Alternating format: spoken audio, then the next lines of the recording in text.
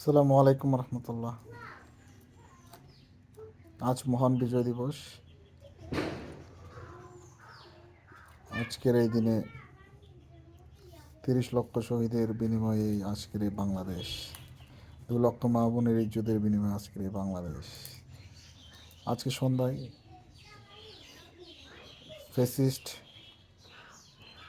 সুৎখোর ইউনূস দেশবাসীর উদ্দেশ্যে নাকি বক্তব্য প্রদান করবেন।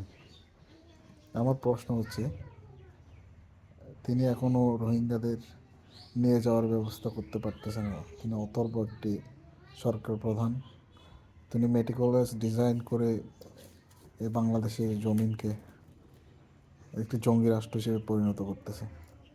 তাই আজকের এই দিনে আমাদের শপথ করতে হবে, আমাদের রুখে দাঁড়াতে হবে, প্রতিবাদ করতে হবে। বিজয় দিবস সফল হোক, সুন্দর হোক। আসসালামু আলাইকুম।